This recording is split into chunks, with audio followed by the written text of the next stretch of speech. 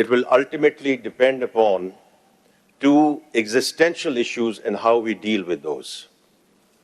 One is population control and population management. Unfortunately, we are still growing at the rate of 2.55%.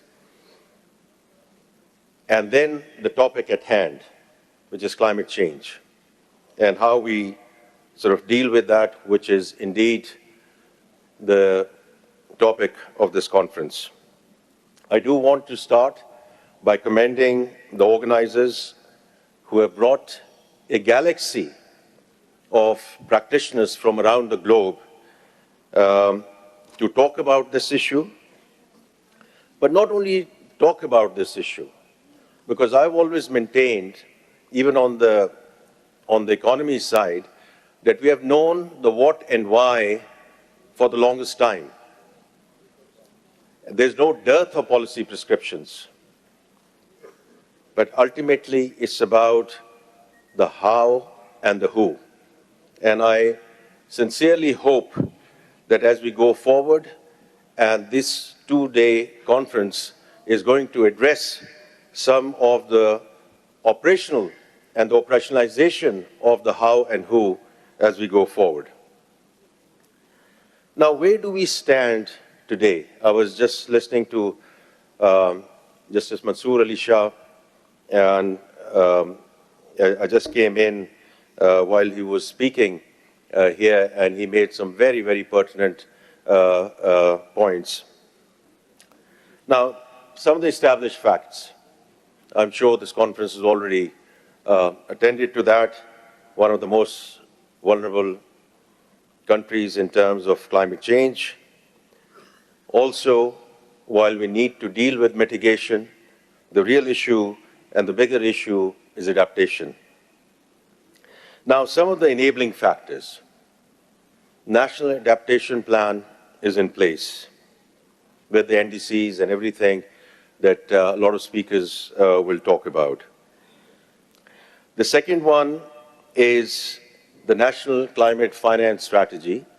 And I was in Baku with the Minister of Climate Change, where we unveiled this climate finance strategy.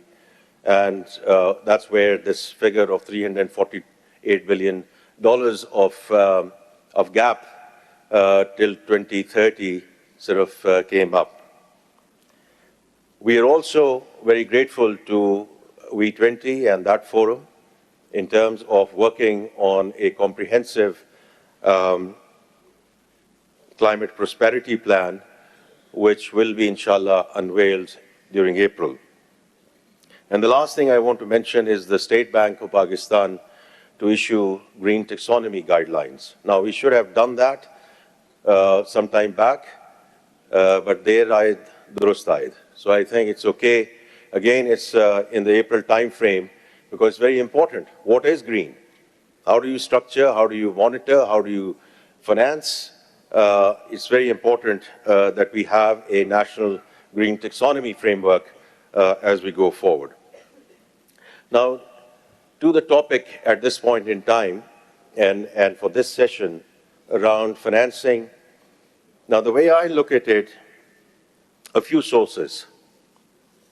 When we talk about the COPs in COP27, Loss and Damage Fund in Sharm el-Sheikh, and it's good to see some level of operationalization coming through in COP29, with about 720 or $730 million in loss and damage fund at least being pledged.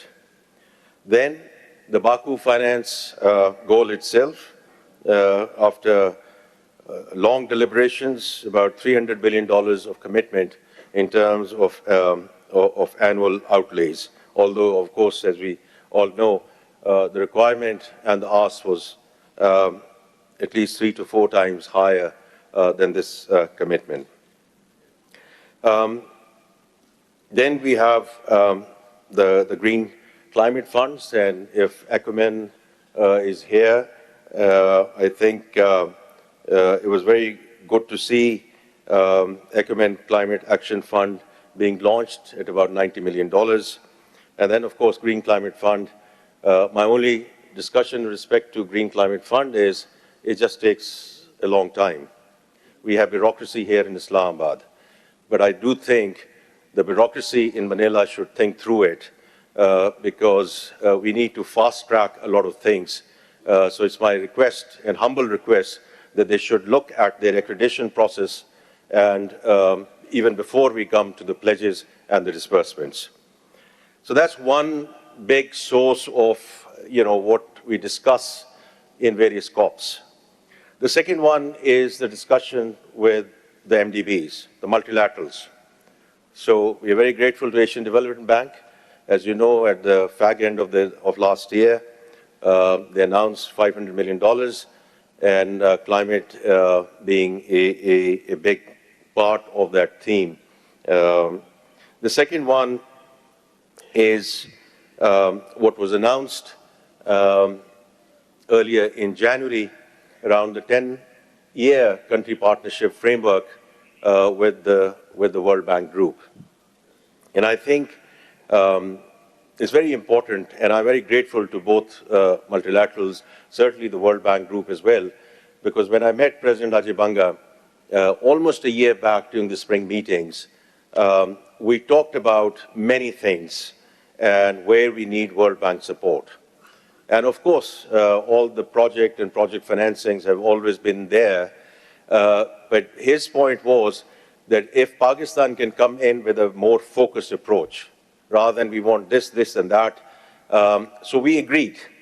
We agreed on the population side, we agreed on the climate side. And of course, the fiscal side of the equation and the private investment side.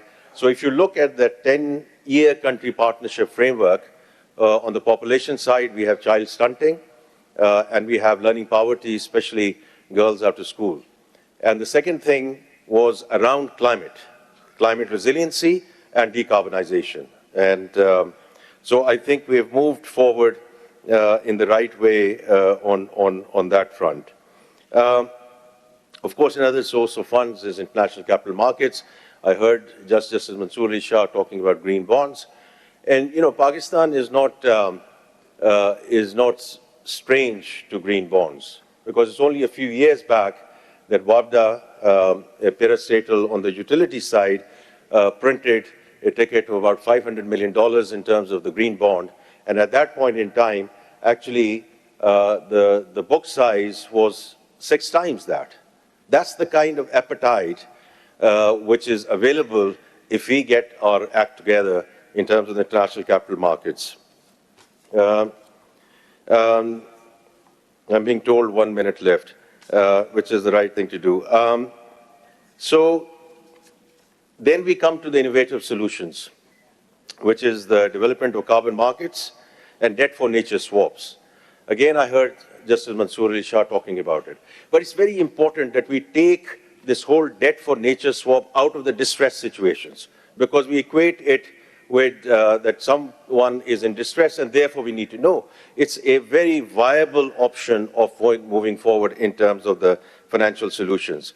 The other thing we need to think about is grants versus loans, because loans are loans even if they are concessional because we have to pay them. And the other is foreign exchange versus local currency solutions. The last 2 things I just want to mention is that while we are looking for financing, capacity building in implementation and impact, identification, structuring, monitoring, reporting to international standards in terms of bankable, investable projects. That's what we need. That's where the technical support has to come in. And that's where the private sector has to lead this country. And the public-private partnerships are going to be one of the most critical pillars and enablers in terms of climate finance as we go forward. And the very last thing, when I was there in April of last year, I was asked to join this coalition of finance ministers for climate action. Because the point that was being made there in that forum, that of course it's the ministers of climate change who have to take the lead, but if the ministers of finance who control the purses, who have to think through the repurposing of some of these subsidies, if they don't come on board, this will never go mainstream in terms of budgeting, in terms of how we bring it into our macroeconomic framework. So I'm really looking forward to the deliberations of the most eminent panelists who are sitting here, and I will make some closing remarks after that. I hope I've stayed within 1 minute. Thank you very much.